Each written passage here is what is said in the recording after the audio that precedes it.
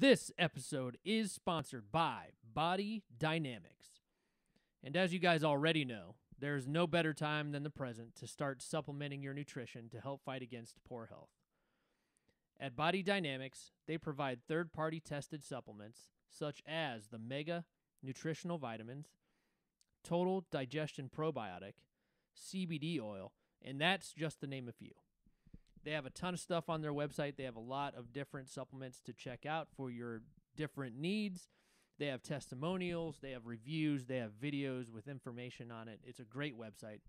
Just go to bodydynamics.com right now to check it out. And to make it even better, all listeners of the Rock Savages podcast will receive a 10% discount on all of your purchases when you enter the coupon code ROCK at checkout. ROCK at checkout. Again, enter coupon code ROCK to receive 10% off of your order. And start down a better road to health today.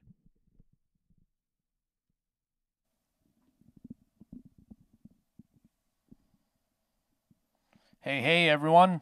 This is episode 76 of the Rock Savages podcast.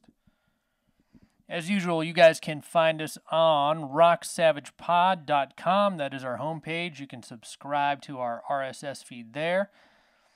You can also find us on all major podcast platforms such as Apple Podcasts, Spotify, and Stitcher.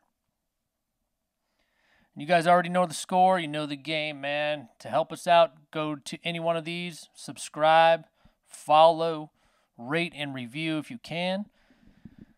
And help spread the word, man. Share that shit with your friends. Now that the business is out of the way, today's episode features our interview with Joey Blue Gonzalez from Phil, Anselmo, and the Illegals. Joey's the drummer, obviously. He is a longtime drummer. He's been in several different bands over the span of his career. He recently toured with Phil in Mexico right before the COVID-19 outbreak started, or as it was starting, and we kind of get into that a little bit. We talk about how it affected them on the road and how it's affecting his community in Dallas-Fort Worth, Texas. And we also get into the Pantera set that Phil and the Illegals are currently doing out on the road, and how he feels about filling in some pretty big shoes there. You know, those are some iconic songs, and, you know, it's all for the fans, man, and he agrees, and we had a really, really great conversation with him. Blue's an awesome dude. He's fun to talk to, and hopefully we can do it again in person the next time Phil and the Illegals come to Cleveland, man. We can't wait. Next time they come, we're going to be here. And now more than ever, you know, we got to get out as soon as the floodgates open and we can get back out and go to public events and see some shows, man. I'm jonesing. I'm sure all of you are too. And once it happens, make it count. So now, I guess without further ado, we'll get into this episode. Joey Blue Gonzalez from Phil, Anselmo, and the Illegals. The drummer, badass motherfucker, and all-around great guy. All of my friends know that I love nitro cold brew coffee. It's my new obsession, and my new favorite is the cold brew nitro from Caveman Coffee Company. It is perhaps the smoothest and most powerful nitro that I have had yet. It probably has something to do with the fact that the folks at Caveman Coffee care about their process from start to finish. They deliver single-sourced goodness in the interest of ethics, health, and maintaining a coffee product of unmatched quality. Try their Nitro Cold Brew or a variety of other products at www.cavemancoffeeco.com and enter discount code ROCK at checkout to save 15% off of your order.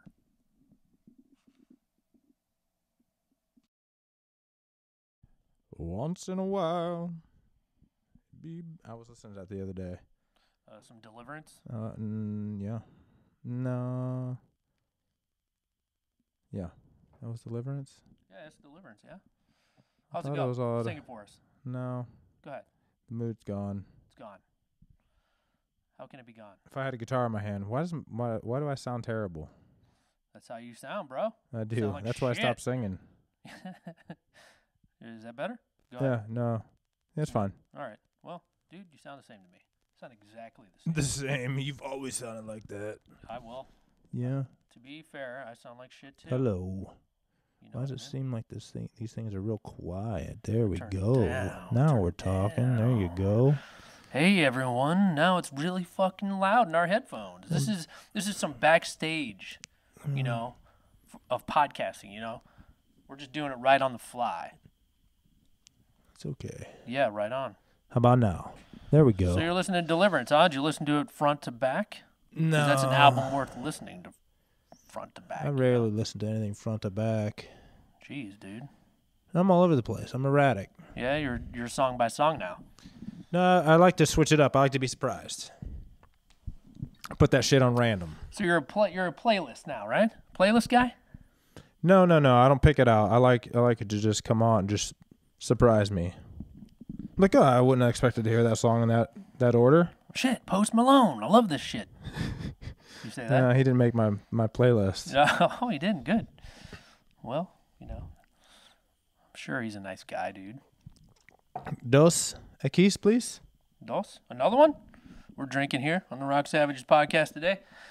Just had John Custer on, episode 75. It's good shit, man.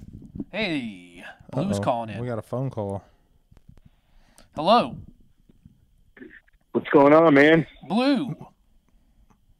What's up? What up, buddy? How's it going, man? It's going pretty, man. Who is this again? This is Bo and Paul from the Rock Savages podcast. How are you? Bo and Paul. Just making sure, bro. I get a lot of weird phone calls these days. Oh, I bet you do. Oh, shit's about to get weird. Yeah, yeah. That's why we're here, man. We were just podcasting. So this is Joey Blue Gonzalez from Phil Anselmo and the Illegals.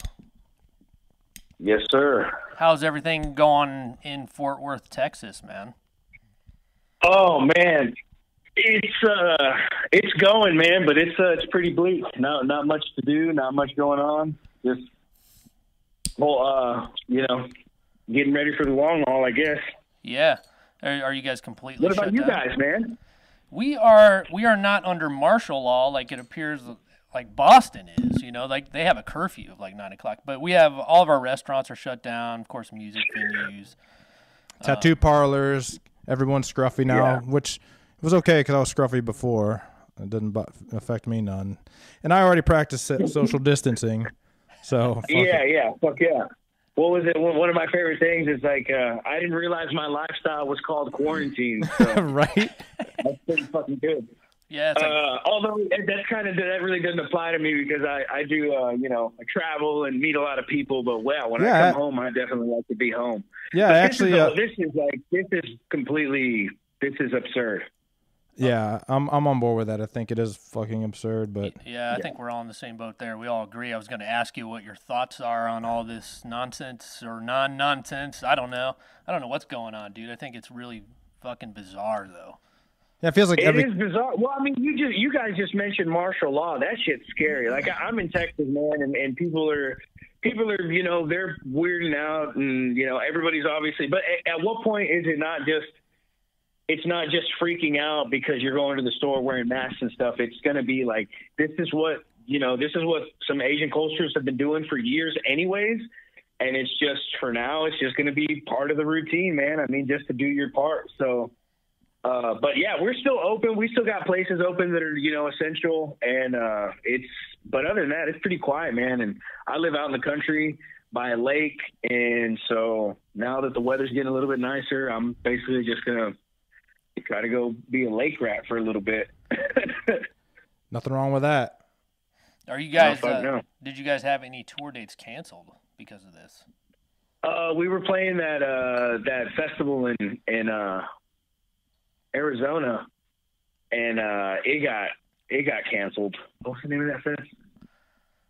It's a Rock U Fest or 98.7 U Fest or something. Right. It had a bunch of big bands on it and stuff like that, and it would have been awesome. But yeah, we had that canceled.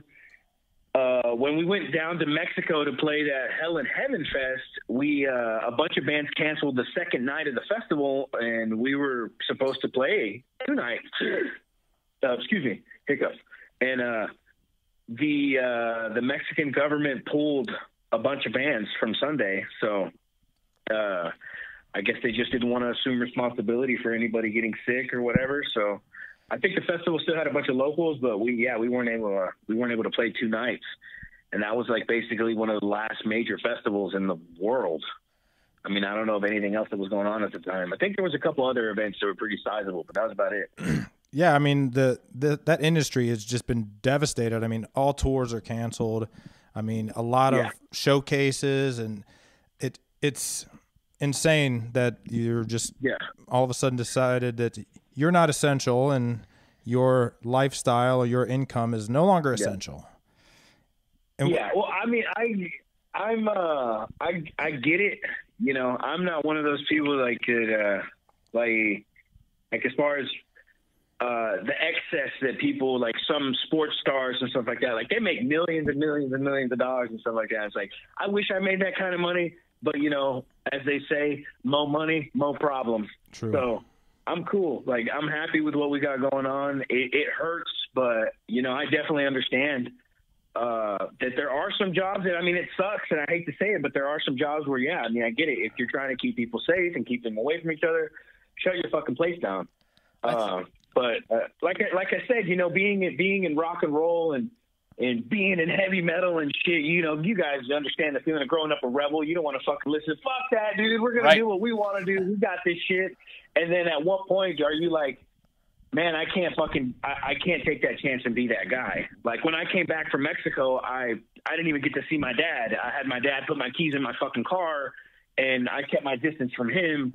And you know what I'm saying? Like, dude, you know, it's fucking real. Like, regardless of what we all want to think, conspiracy theories and blah, blah, blah, it's fucking real. And we need to do our fucking part to try to make sure that we're not that one fucking asshole.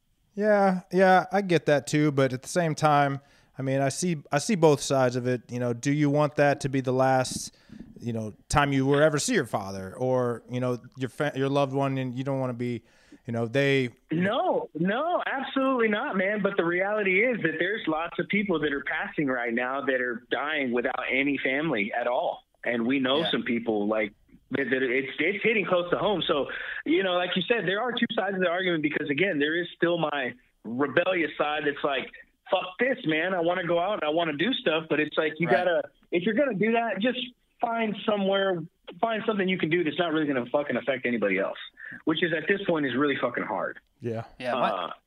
My position seems to what my whole mindset is.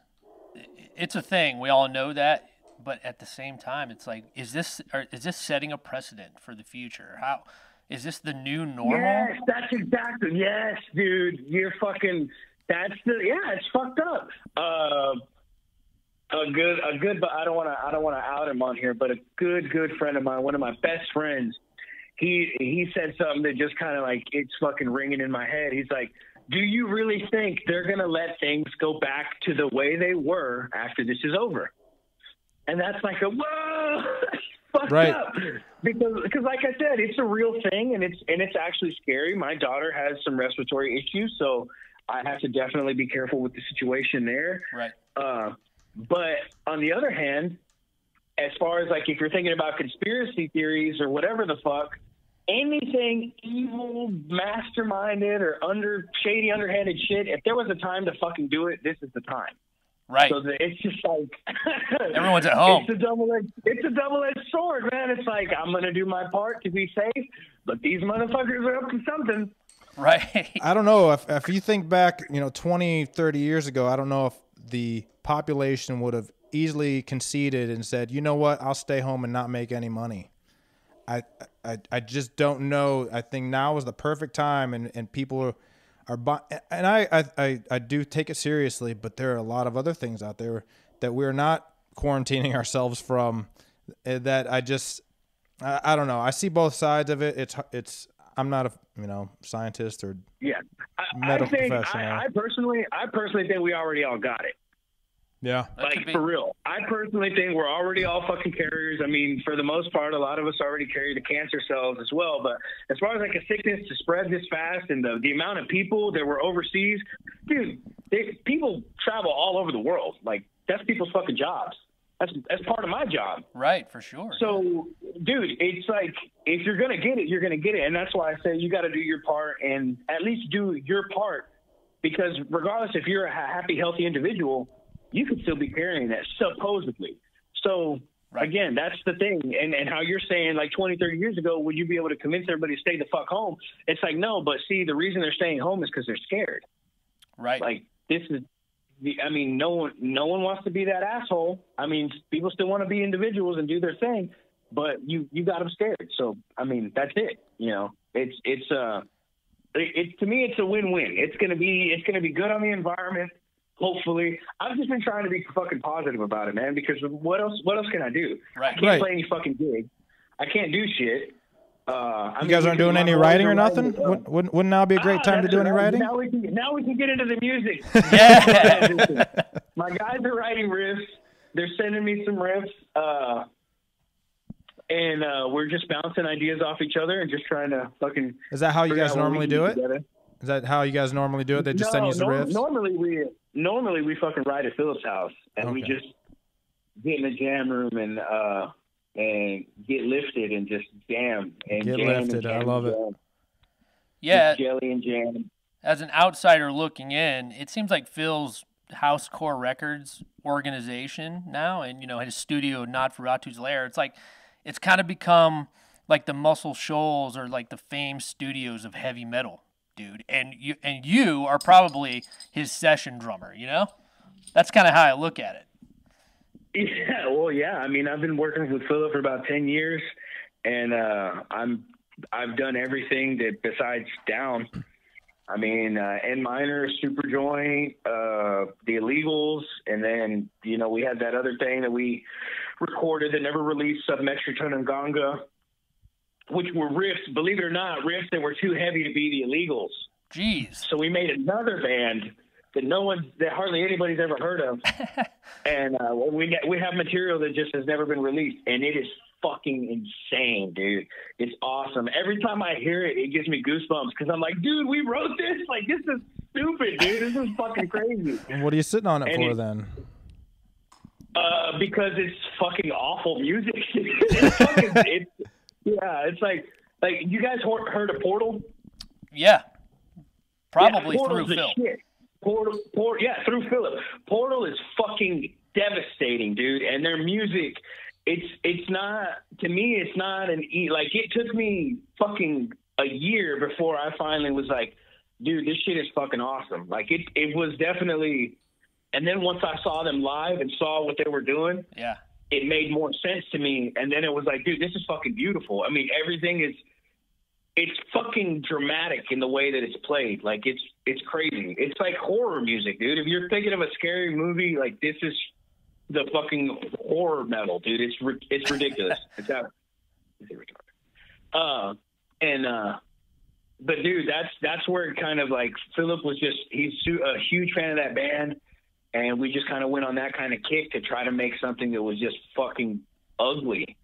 I mean, and yeah, that's why we haven't released it. I think if we do, it'll be a limited run, a limited number of copies type thing. Right. Because it's not radio friendly. Right. Like the illegals, You guys, write some feel-good hits of the summer, you know what I mean? Fuck yeah, dude. Fucking hits. Hits is where it's at. Walk number 2, ladies and gentlemen. Yeah. Ready for it. It's only it's gonna be 15 minutes long. It's gonna be fucking light jogging. Is it? Sorry. Is it hard to like switch gears between something so stylistically different from like we'll say like the illegals to say N minor because you were playing on those shows? How do you do that? How do you change mindsets so quickly? Well, luckily I don't have to we don't ever play those in the same set.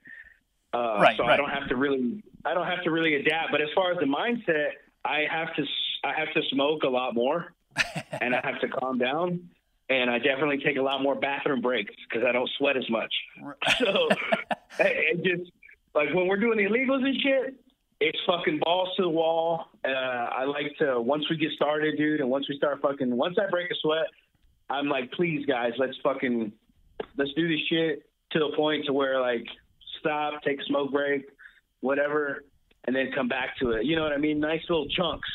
Right. Practice the way you're going to perform. Right. That's basically what I've been trying to do for years now is just when we practice the way you're going to fucking play it live. That way you eliminate any fucking cramps. Like if you're like, man, my left hand is doing something weird or my right hand, my knees, whatever, you sort of work all those kinks out because you're jamming as fuck.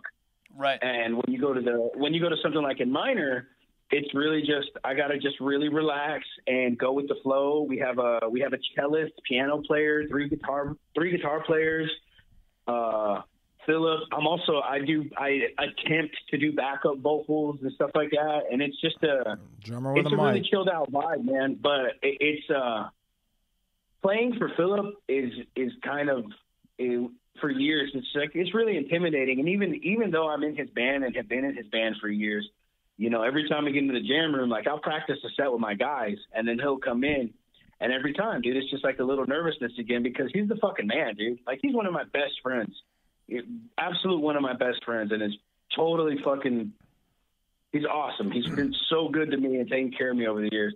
But it's like, fuck, man, I gotta fucking play for this guy. Right. I can only imagine. And there's a little like shit, and but it all works out. And when it comes to N minor, it's a lot more relaxed, and he's really given me an opportunity to try to sing. Like if I can, you know, try to get it out there, and the drums aren't taxing at all. It's more of just a feel thing, man. And so it's not really hard to transition. I just got to smoke a lot of reefer. Yeah, that seems to help. Just depending Ultimately, on what that's what it comes back to. Phil obviously he's obviously the musical director of sorts, you know. How does he decide what project is going to take his current attention and time? I mean, is it just a matter of inspiration and following a muse or a bit more calculated? Well, right now the illegal is just kind of it's what's popping, and we're doing the tribute, so it's kind of taking precedent over everything just because it's, you know, we're trying to push the second album, we're trying to push an album, and we're trying to write another one, and up until recently, and minor was just something that Phillip, when Phillip has an urge to make music or he's got something in his head, that's why we did the Submetriton and Ganga thing. It was going to be illegals, but it was like, dude, this can't be illegals. This is fucking insane. And then once he put vocals on it, it was like, okay, that's definitely not fucking illegals. He gets in this mode to where we have to do it. Like there's no ifs, ands, or buts. Let's fucking write, create, and then whatever comes of it, like you have it. Regardless if you put it out or release it, right. Like you have it. Like he still has tapes and tapes from back in the day of shit that he's never released. Like, dude, there's this Christian version that he lets me listen to all the time. It is the sickest fucking shit you will ever hear in your life, and it's never going to see the light of day. Really? Why not? I mean, geez, he's got his own label, man. He can do whatever he wants. It's pretty awful. It's pretty fucking awful. And I'll leave that as vague as fuck for everybody, but man, it's incredible. The music and the musicians on it, dude, it's one of my favorite things to listen to with him because it's just so incredible. And it kicks the absolute shit out of most anything that's been released today. Like, I mean, I have tons of friends in death metal bands and all over, and all my homies, no disrespect to nobody, but straight up, like, fuck, man, it's awesome. And it's just cool. It's just cool to hear it and to know that he's created so much, man. But that's just how he is, dude. Once you get in it, he gets an idea, we fucking write and we jam, and then when it's done, you have it recorded, and at the end of the day, you can be like, dude, we fucking wrote that, we created that, and it's there, and you can enjoy it. And if something comes of it, and if people like it, like in minor, he was just ready to do something different and just really, I guess, you know, showcase his talents in another way. I don't know. That was him, man. And I'm all about it. I'm his guy. I've been working with him, like I said, for 10 years, and anything and everything he asks me to play for him, I will play. And it's only going to make me a better musician as well, because it's a completely different style. That was originally why I didn't do it in the first place, was because the guys really didn't know if I would be able to adapt to it. Right. And then lo and behold, you know, some stuff happened and some things changed, and I got to whip my ass into shape real quick. I love playing in that band, dude. It's fun. It's beautiful. The music is fucking powerful in a completely different way. And one of my favorite things is Steve Burnell. I mean, dude, the guys in the band, Calvin, the Dover brothers, they're fucking awesome. Piano, rhythm, and bass player. But the fucking cellist, dude, Steve Burnell, it's so awesome playing with a strings player like that. It's just a lot of fun. Did you play on? You did play on the record, right? That's coming out in the fall, I guess. No, that was Jimmy, but I did. Okay. I was there for a lot of it. If that counts. Just hanging out. No, it doesn't count. Actually, I don't know if I'm allowed to say it. Well, don't if it's I won't. I don't want to get in trouble. Well, the way the N minor started, it was gonna be kind of part of the Illegals. Right. It was going to be Phillip, Anselmo, and the Illegals and minor. Like, oh, this is our soft side, and then it was like, oh, that's kind of weird. Yeah. And then punk rock. And then they added Kevin and everything, and then it was just kind of like, hey, I think we just need to try to do it. It needs to be its own thing. So they made it its own thing, which totally is like awesome. But yeah, I was there for a lot of that. Like we would be jamming, and then the other guys would come in, and they would start writing. So. You know, Phil, I've known about it since inception and heard it, and it's been awesome to see it grow. Phil is like, he reminds me so much artistically, like not stylistically, of course, but artistically like Neil Young, because he's so prolific. He's doing so many different things, and I'm just wondering if the man gets overwhelmed by the body of work that he has, released and unreleased, because I've heard that Neil Young has freaked out about it a few times. You know, he has like 100 different versions of Rockin' in the Free World fucking recorded, and he's like, yeah, you know, I got to get the fuck out of here, you know? Yeah. As we record a lot of music, but as far as different versions of things, we really don't do that. I mean, we kind of like. Yeah, that's great. There's something there's something profound about the way fucking Phillip does things, and like there's a studio magic there, bro. Like there's and at the layer that it's got that vibe. How you're saying the layer is kind of like Muscle Shoals. Like the whole thing about it is it's all one entity, you know, for some of the projects for sure. But it's his vote. To me, Phillip's lyrics just fucking hit home every time, which is insane to me, because if you think about all the lyrics he's written and all the songs that he's written, if you listen to all of them, every song makes fucking sense. You ever listen to a band and you listen to the lyrics and you're like, this shit sounds hokey? Yeah, dude, we just listened. Like, no offense. Like, I'm not going to out anybody here, especially y'all with some hokey ass lyrics. We just listened to. Dude, I'm locked up, bro. I'm just talking shit. I'm sorry. I need to get the fuck out of here. Dude, I'll call somebody out, man.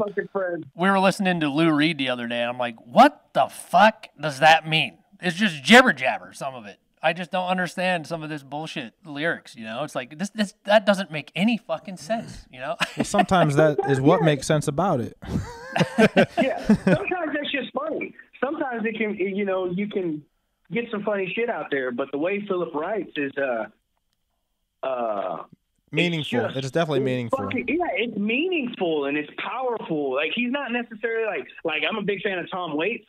Tom Waits writes stories. He fucking writes a story into a song, like and then maybe has a chorus. And even if it don't have a chorus, you're like, that was fucking awesome and it was memorable. Phillip, he can find a hook. He fucking does it all, dude. He tells that story without it having to be so fucking blatantly obvious. You know what I mean? And it's awesome, dude. And it's awesome working with him and the way he creates. And I mean, I wouldn't be anywhere without him. You know, that's my guy. Well, that's awesome, man. You're fortunate, dude. And you know, I actually got to meet you. My buddy Brian Scott. I don't know if you remember, we were hanging out on the bus before the Cleveland. Yeah, and the Cleveland show the last time Superjoint was in town. Brian Scott, that dude's a dick. Yeah. I'm just kidding, man. No. There's a little bit of truth to that, but he's no, he's a good dude though, man. He's a funny guy, and I talked to him about that, and he was like, "Oh yeah, fucking Blue. That's the dude we were partying on the bus with. I was a little fucked up that day, so." Oh, on his bus. On his bus, yeah, the fucking gray prison van. Oh my God, bro! I remember that. That was a good fucking time. That was a good Let's not time. go into more details, but that was a good time. Yeah, it was a good time. Go ahead, dude. This isn't radio. We can say whatever we want. I can't. Yeah, but anyway. Anywho. Kids look up to me, bro. I can't be talking too much shit. Right, for sure. I creeped on your Instagram before the interview, and you guys have been playing a ton of like big venues when you did the Slayer tour and all that stuff. That was incredible, man. Was Beautiful. playing Madison Square Garden though? That's like a staple of rock and roll. That's a venue that's just iconic. Do you go into places like that? How do you prepare yourself to play the set, man? To escape the the mindset of, oh my God, I'm in this room right now. How do you adjust? How do you get prepared to do such a big room like that? Well, first and foremost, as a musician, I'm a fan. So like, I look at it exactly how you just said. I go into these I went into every single place and was just like, wow, we're fucking here. And then you think about all the iconic and memorable fucking what is it? What is it? MGM or what is it? What is MSG's fucking slogan? The most famous arena in the world. Yeah, it probably is. I think that's their slogan. Yeah, because they've had some of the most pivotal fucking moments in entertainment history have happened there. Right. And so I go into those places and I just I appreciate it very much because I'm one of those. I'm sensitive. I like that shit. I understand what it is to do what we do, but then after that, it's also like, fuck it, bro. I gotta kill. Right. You just gotta. It's like a switch, man. You just gotta you gotta turn it on. Like I can be appreciative all fucking day, and it's humbling, to go from fucking 10, 15, 20 people to fucking 15,000. Right. It's 20,000, however many people were there at the time. But yeah, I mean, in order to fucking do what I do, man, it takes a certen amount of grit and fucking attitude. You got to get up there and you got to not give a fuck. Yeah, you got to burn the place down. I'm not going to lie and tell you I'm not nervous. I get nervous, just as nervous in front of 40,000 people as I get, when I play in front of my 40 friends here in Fort Worth. I hear you, man. These motherfuckers grew up. You know what I'm saying? They grew up watching me jam. So right. it's a whole thing, man. Yeah, embrace it. You just got to get up there and fucking do the thing and not give a fuck. That's it. Yeah, I mean, you got a job to do. And your job is to burn the place to the ground. Yeah. Yeah. My job is to whip that ass. Yeah. You guys were the first band on the bill, right? I mean, it looked like from the pictures, like everybody showed up early to listen to this set, Oh yeah, everybody was really excited. It's cool how that actually worked out for that tour. That tour was set up, and it was going to be those three bands, Ministry, Primus, and Slayer. And then we played with Slayer in Europe, and they saw the crowd response, and they were like, "All right, yeah, all right." And they love Phillip. I mean, they've been there. Phillip has been their friend. Is one of their oldest friends, so. They threw us on the bill, dude, and yeah, we were doing. I think at one point they said we were averaging about 85% capacity as an opener in some of these places, and that's like unheard of. That's unreal. Right. For fucking 85% of your. I mean, some of these places, like I said, man, you're looking at 5, 10, 15, 20,000 seater arena. It's easy. Right. Right. And you have that many people there showing up at fucking 6:30 is what we're playing? Dude, I mean that's 6:30? like that's a testament to that music, I mean me and Paul we're in that back in the day as kids. I mean, we got to see Pantera 7 or 8 times, Yeah. They loved Ohio, loved coming here, and it was fucking crazy. So it doesn't surprise me. I'm sure it's crossed over generationally now, Yeah. Oh, it's beautiful, man. Hey, you guys want to know something crazy? I never saw Pantera live. Damn, dude. I mean, a lot of people have. I never saw them. I only get to watch videos and see everything. So for me, this is beyond a dream come true. I used to dream about fucking being behind the kit when I would watch the Pantera home videos. Oh yeah. Remember how it was all those fucking big ass can lights, dude? And there's all those greens and blues and shit from those fucking the Vulgar videos. Right. I used to dream about that shit, and now that's my shit. Yeah. And I don't want anybody to get it twisted or fucking like I know why people were coming to see us. They were coming to see us play these songs and pay tribute. Like I'm not stupid, you know. We didn't play any of our own material, but that's the thing is I'm here to fucking do a job, and that's with Phillip. You know, Phillip's my guy, and you know, he's taken me all over the fucking world, and for me to have the opportunity to share this music, this is like he says every night. This is our music. This is all of your music. You know, there's it's. When you have people come to the meet and greet and they're crying, telling Phillip, like, dude, you saved my life. Your lyrics saved my life. That band saved my fucking life, dude. It got me through such rough times. Like, you know, sometimes you can maybe, you know, I don't want to be disrespectful and say, like, maybe you kind of get weirded out by somebody. It's like, I don't know if that's true. But a lot of them are very, very fucking true. A lot of people are absolutely serious. You know, this music did something for them, and to be able to fucking share that with everybody, dude, it's insane. I've seen fucking grown ass men bawling their eyes out, telling them thank you and telling us thank you guys for playing this music. So for me, it's an honor, and it's just been incredible. But yeah, I mean, I'm super appreciative that people like the Illegals, but this is an opportunity that's like, you know, and especially with what's going on with the world now, bro. I know. I know, man. It's fucking nuts. Yeah, at least we still got that. We still got music. They haven't taken that away. Yeah, we still have the capacity to at least sit and create it and listen to it. You know, that's what got us all. Until the internet goes out. Yeah. Yeah, my internet's out today, so. I got vinyl, bros. That's why vinyl's awesome. The corporation can't control you with the vinyl. No, shit. I don't got none of all my shit's in storage. I'm in shambles right now, fellas. I've been traveling for like the past year and then getting locked up here. It's So what's your craziest road story? Brian Scott said you have some crazy road stories that you might want to share. He said something about a certain character. One of the first Illegals legs, I think it was the very first leg, I did like acid every day off. Great plan. I like where the story's starting. I did mushrooms and or acid every day off, and I learned a lot about myself. Real introspective. I got over what was that? Got real introspective. Yeah, I did. I was real about myself for a minute. Got over some fucking personal issues, and we were camping a lot that tour, and I had my bow and arrow.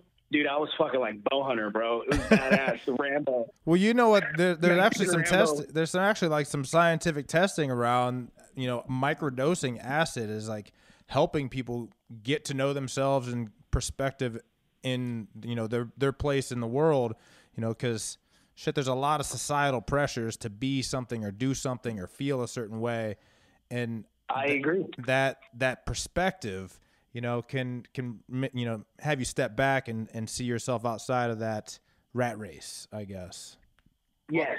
For me, the easiest way to sum it up for somebody that has never done LSD and never done acid before is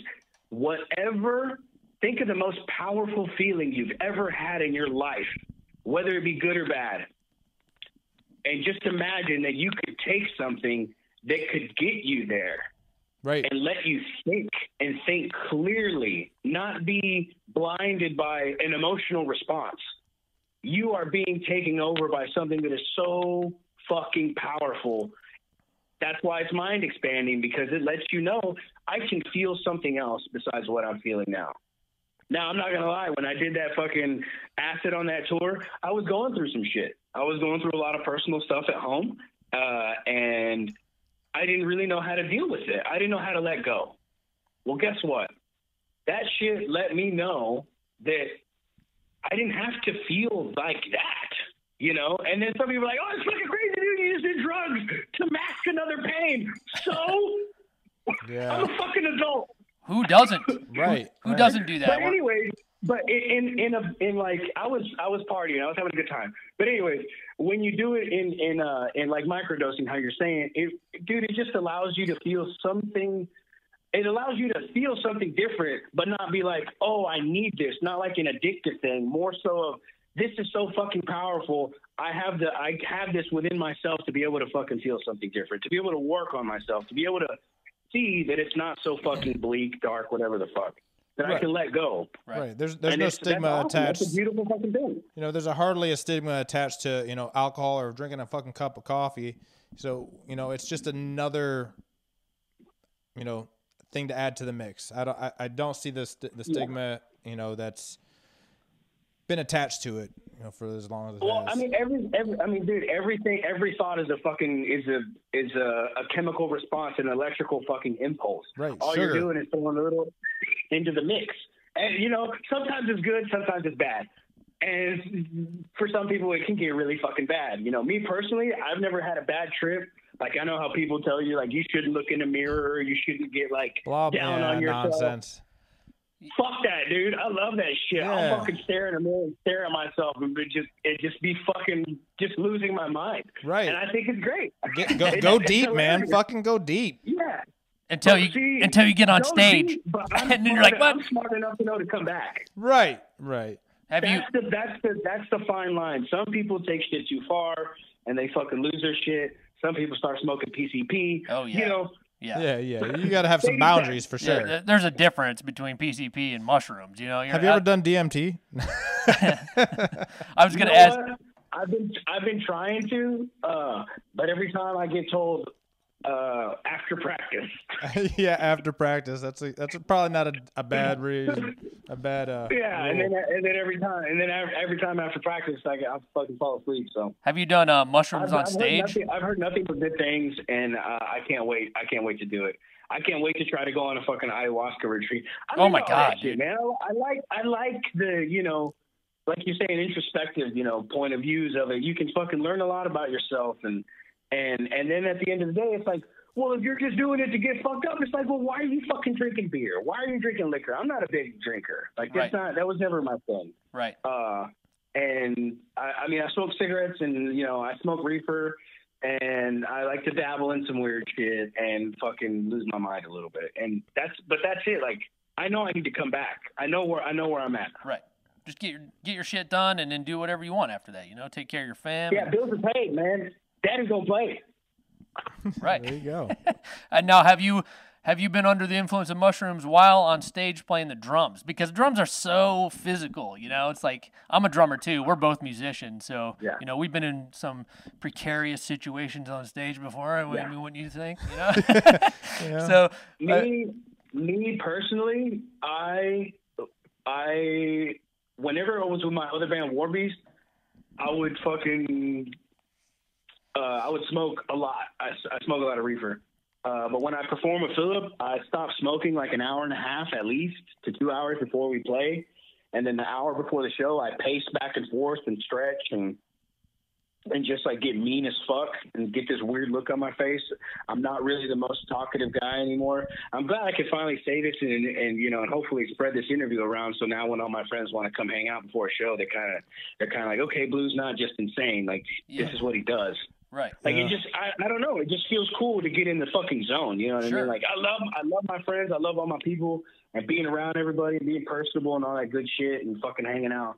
But it's just like right before the show, bro. It's like, I like to get that fucking zone. That's warrior mindset. Right. There's nothing wrong with that. Yeah. You don't have to apologize for I'm that. going to fucking kill. Like, it's my job to get up there and fucking kill. Right. That's it. To kill. It doesn't matter what I fucking felt that day. It doesn't matter what the fuck's going on at home. It doesn't matter what's going on in the fucking world. My job is to fucking kill. I'm an entertainer, performer. That's my fucking job. Right. And that's what I want to fucking do to the best of my ability. A lot of people don't understand, like, an artist mentality. Like, there has to be, you have to give anyone who's expressing themselves in any way, really. I mean, we'll just talk about music specifically and going on stage. You have to have the space and the time to get in the zone and do what you're going to do. I think you get this society now, you know, with everybody having a voice, with all the social media out there, you're painted to be an asshole because you don't want to sign an autograph or you don't want to, hug a fan. But what about your fucking time? What about your headspace? Why are you the asshole? Because you need to do you. I don't have you don't have to accommodate every motherfucker that pushes themselves on you and make time for them because of. I get it. They put you in that position and you should feel grateful for that. And that's not saying that you don't, but you're not an asshole because you don't cave to that will in that moment. That's a fine line. That's a very fine line. And nowadays with social media and shit like that, people are more inclined than ever. It also depends on if you're a fucking fair weather fan or if you're a real fucking fan. Because if you're a real fucking fan and one of your favorite rock stars, say, you fucking know that, let's just get vague with it, but I'm pretty sure people will put two and two together. Your favorite rock star, you meet him and he's wasted and he's a dick to you, but you know that he's wasted. If you're a real fucking fan, are you going to be like, man, he was wasted? I'm going to try to meet him again, and hopefully it's a little different. And give him the benefit of the doubt. He was fucked up. I know I do fucked up shit. We've all been an asshole when you were drinking or something like that, or doing whatever, right? Yep. Fair enough. Or are you immediately like, fuck that dude. That dude's a fucking prick. He didn't want to fucking blah, blah, blah, blah, blah, blah, and then get on your fucking Facebook and say that shit. Now, again, this is all hypothetical. So you meet said rock star again, and then they're like, hey, how you doing? Right. And then you can be like, dude, I saw you last time. You were kind of a dick and fucked up. I mean, if you want to go that route and bring up a story, it might not end well, but still, like you can't base everything off of just the one time fucking meeting. But it also, as a basic human being, like I don't take kindly to that shit because I try to do my best and meet people and take pictures because I ain't fucking nobody. So if anybody wants my time, unless I can't give it to you, I'm gonna give it to you. I'm gonna sign whatever. I'm gonna take that picture because I'm nobody. So. For anybody to fucking want a picture with me, like I love it, dude. It's awesome. It's a lot of fun. Puts a smile on my face. Yeah. It's humbling. I have like because people don't know me and I'm not famous or whatever. I have been in positions to where I have had interactions and people kind of be like kind of weird or standoffish to me, and then Phillip's like, oh, that's my drummer. And then it's like, oh, shit. I'm like, yeah, boy. Yeah, what now? Yeah. You had no idea. But recognize. But it's never nothing serious, never nothing like, I'm going to fucking kick that dude's ass. But, it's fucking awesome. It's everybody, for the most part, everybody in the metal community that I've ever met. It's been super fucking cool. There's a bunch of bands out there that I don't like and styles and shit like Black Veil Brides and Motionless and White, bands like that. They're not my cup of tea at all. And I would, back in the day, I would rip into them. But if I saw those guys, I'd be like, dude, what's up? I'm fucking doing it big. Make that money. Like what else am I gonna do? I can't be fucking. They got something good going on for themselves, and that's cool, man. For anybody for anybody to be in this kind of fucking business, I want everybody to find their success because that's what kind of person does that make me? I get to play with arguably one of the most famous fucking heavy metal singers in history, dude. And I try not to think about that all the time because it makes me nervous. But dude, that's the long and short of it. And I want everybody else to try to fucking find your pot of gold, bro. Yeah, man. Do what you got to do. That's a great mindset. I want everybody to find that success and that happiness, dude. It's not fair. Right. I mean, that's a great mindset. I share that mindset, man. I mean, successful people, even if you're say you're personally having a bad time, being around successful people is inspiration too. It's inspiration for you to do better and work harder. That's how I've always taken it. So, I mean, that's a fantastic mindset. And honestly, having that honesty, I mean, that's really not a knock on anyone that you don't like. It's just fucking integrity to be able to say what you're fucking thinking. And you don't have to like everything that's out there. That's not a requirement. No.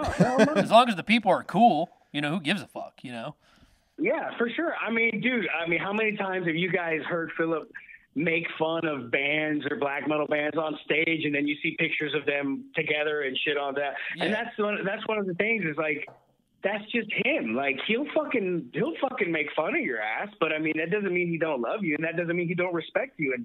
And honestly, it's more of a show of fucking respect and mutual respect if you can be like, oh fuck man, like it's whatever, but I still love you and what you do, like, you know. Right. I haven't met too many people that have ever talked shit about Phillip or overheard somebody talk shit about Phillip, and then when him walk in the room not want to try to fucking suck his dick.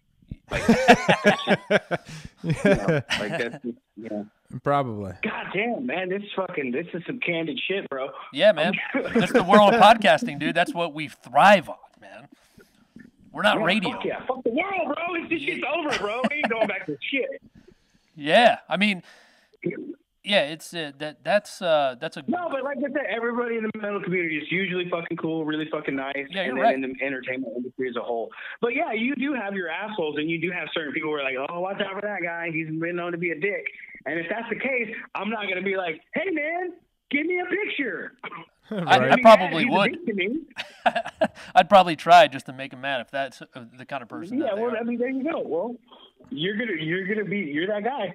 You're that guy. Bo's that guy. Maybe not. He I'm is just that talking fucking shit. guy. Maybe I'm just talking shit. I don't know. Yeah. Yeah, I mean, who I'm not taking a picture with next time I see him.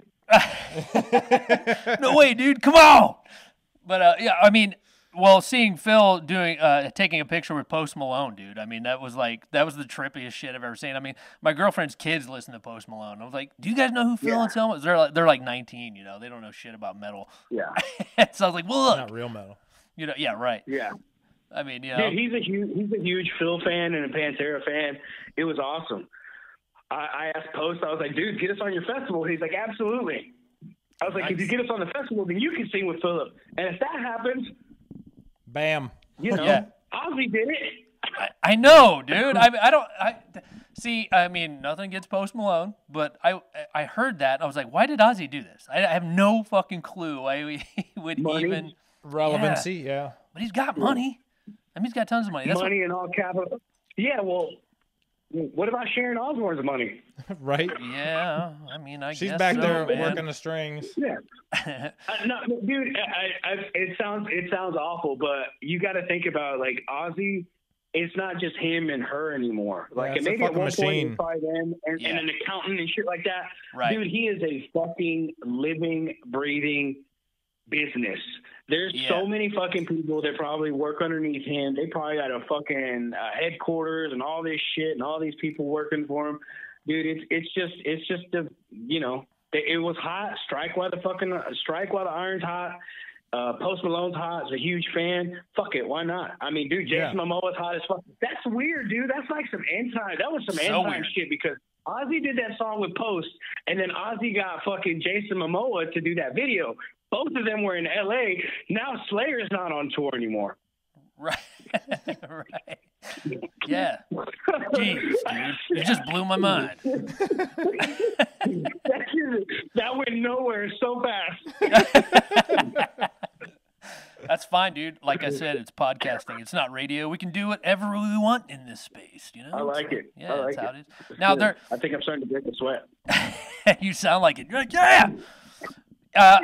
There are these consistent rumors of Phil and Rex doing the Pantera tribute with Zakk Wylde. If that happens, do you think you'd be the drummer? Because you can more than fill those shoes, you know.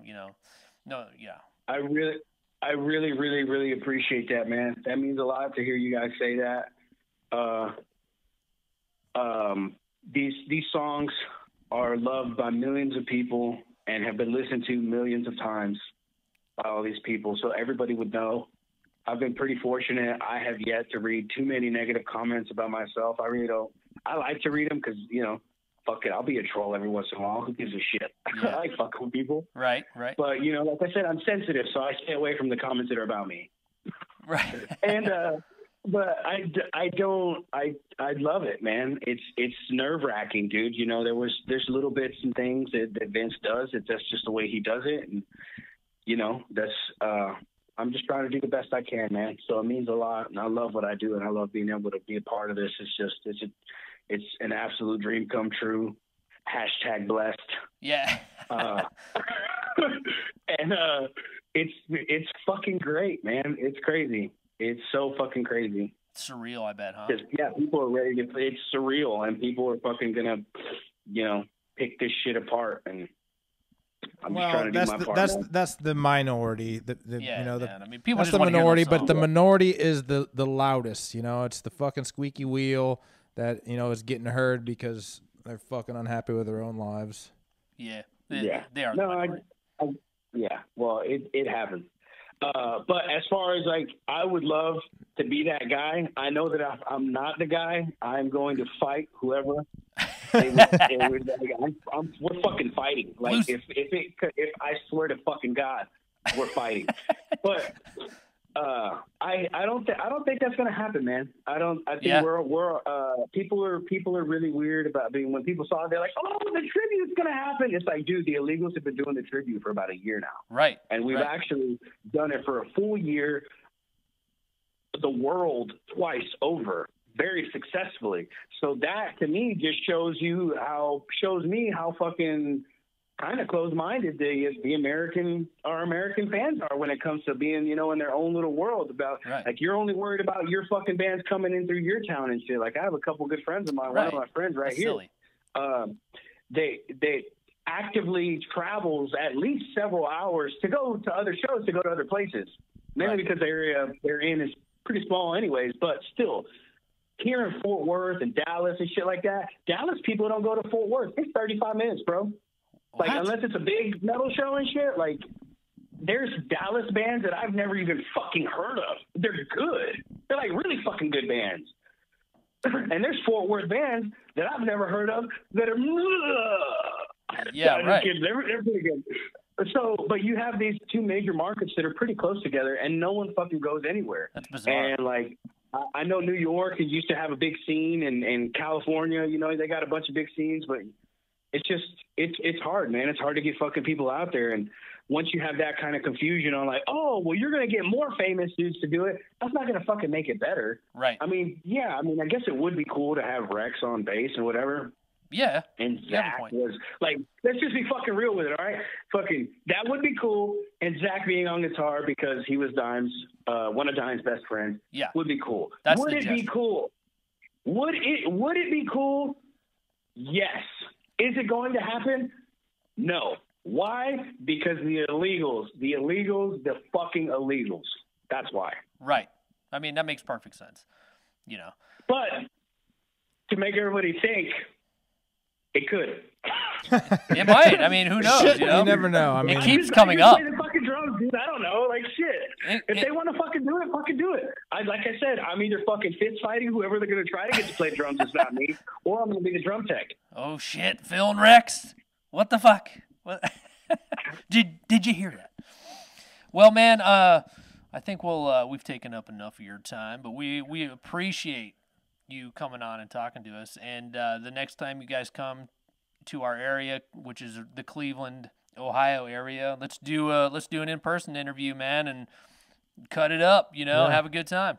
Yeah, we'll do it on the Brian's. All right, man. Oh yeah, we'll fucking on the bus. We'll do it on the bus, on the prison bus. Absolutely, I'm down. No video cameras. We'll get the whole band. We'll get a big circle. Did you say on video camera? We'll bring videos, dude. No, I can't. I can't do video camera. No video. No video.